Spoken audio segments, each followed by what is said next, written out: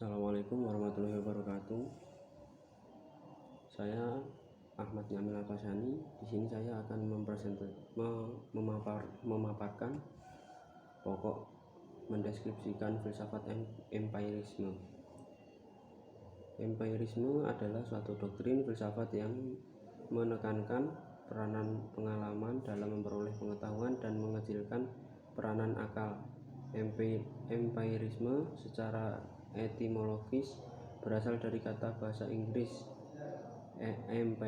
empiricism dan experience. Kata-kata ini berakar dari kata bahasa Yunani empiria dan dari kata experitia yang berarti berpengalaman dalam berkenalan dengan terampil untuk sementara. Menurut A.R. Leahy, berdasarkan akar katanya, empirisme adalah aliran dalam filsafat yang berpandangan bahwa pengetahuan secara keseluruhan atau parsial didasarkan kepada pengalaman yang menggunakan indera. Selanjutnya, secara terminologis terdapat beberapa definisi mengenai empirisme. Di antaranya, doktrin bahwa sumber seluruh pengetahuan harus dicari dalam pengalaman, pandangan bahwa semua ide merupakan abstraksi yang dibentuk dengan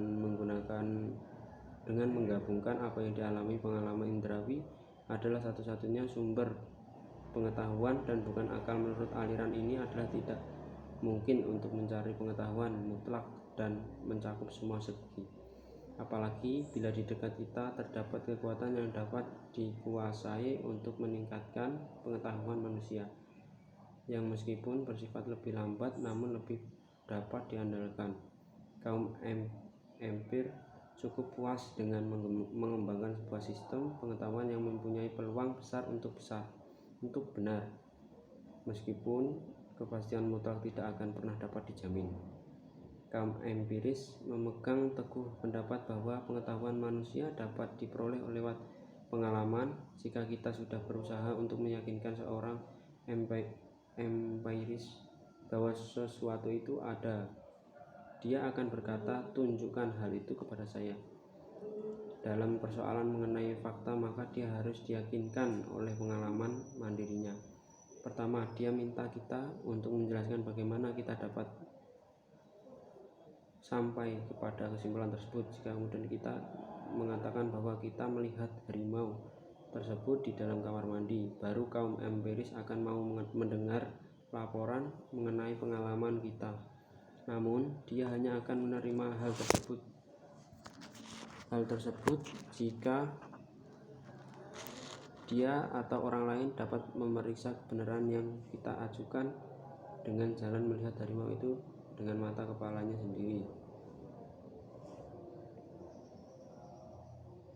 Hume melakukan pembedaan antara kesan dan ide. Kesan merupakan penginderaan langsung atas realitas lahiriah,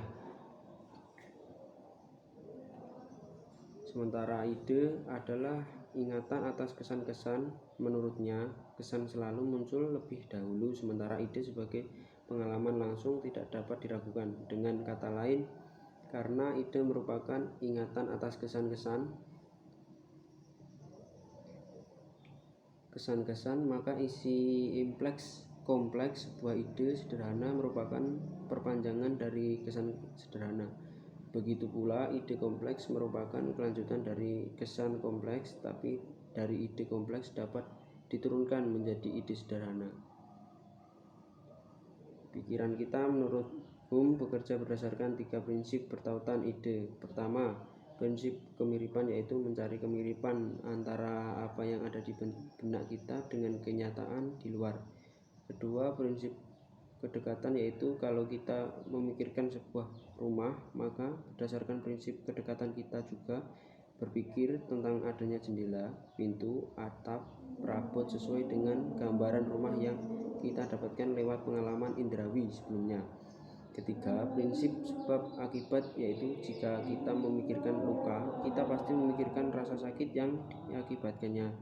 Hal-hal di atas mengisyaratkan bahwa ide apapun selalu berkaitan dengan kesan, karena kesan berkaitan langsung dengan pengalaman indrawi atas realitas, maka Ide pun harus sesuai dengan realitas yang ditangkap pengalaman indrawi. Mungkin hanya itu yang dapat saya sampaikan, kurang lebihnya mohon maaf. Wassalamualaikum warahmatullahi wabarakatuh.